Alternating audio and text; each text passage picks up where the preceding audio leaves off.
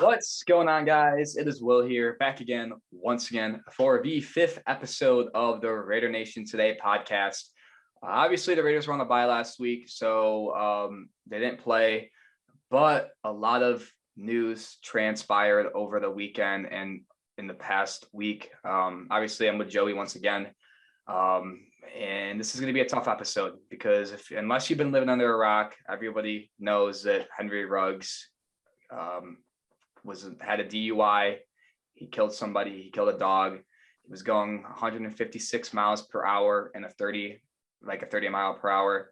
He was twice over the legal limit. Like I said, he killed somebody. He killed a dog. He suffered some injuries himself. The Raiders obviously released him, and he's going to be facing some serious jail time. So before I pass the mic to Joey, let me just say to anybody, please do not drink and drive. Do not drive a motor vehicle if you're under the influence of any drugs, not just alcohol, marijuana. I know that's getting legalized now.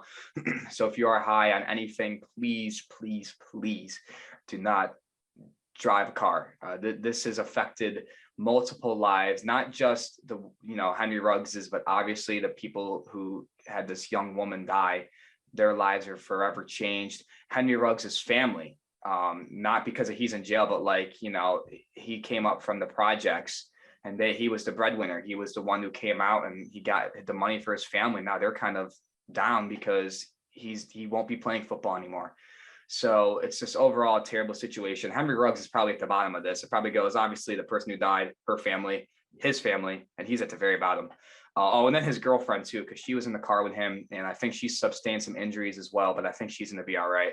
So overall, this is just a very, very terrible situation. Mine and Joey's hearts go out to the young woman who passed away. Her name has not been revealed yet. And today's episode of Raider Nation Today will be a little bit more of a serious tone for the beginning. Just, again, talk about drinking while driving. Just, tell you guys not to do it. Go over some facts that Joey has about it. After we talk about this incident a little bit more, we're going to go over some potential replacements for Henry Ruggs. Obviously, you can't replace a player like him, but to the best of their ability, the Raiders will try to. Talk about some releases, talk about a trade that affected the Raiders over the weekend, and lastly, go over the AFC West standings, and then go over briefly the Giants game, and we'll go more in depth on that on Friday. So, Joey, I'll pass the mic to you. Add whatever you want to about the whole situation with Henry Ruggs, and just go ahead. Yeah, so I just want to say my heart, and I give condolences to the family of the victim and the victim themselves. She was only 23 years old. I mean, she had her whole life ahead of her, and you don't wake up that day thinking, or you don't go in the car thinking this is your last time, you're going to be in a vehicle. You know what I mean? And I feel extremely bad for her and her family, and I'm extremely disappointed in Henry Ruggs. I'm not defending him in any way. This is completely his fault. I feel like his ego just took a hold of him. I mean, he probably felt invincible. He felt like I could do anything. I got all this money. I'm a football player.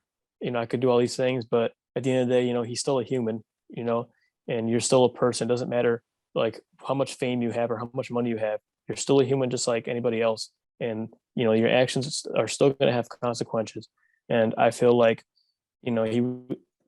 I feel terrible. I feel like this is just a bad dream. I mean, I woke up, I couldn't sleep last night. I was just constantly thinking about it, and I just want to let you guys know that, I mean, he was driving at speeds of 156 miles an hour, and he impacted the driver. It was a Toyota RAV4 at 127 miles per hour, which is just unbelievably fast, especially in a residential area. Well, I believe it was 30-mile-an-hour speed limit, I'm pretty sure.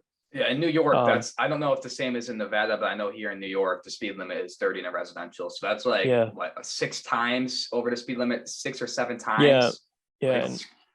It's crazy. I mean, 127 miles per hour gets you a ticket anywhere, yeah. Even the highway, I mean, that's common sense, but yeah, obviously. And 156 miles per hour, which he was, traveling at. There's no need to go that fast at all. This was during the Raiders' day off. It was 3 a.m. when the strategy happened.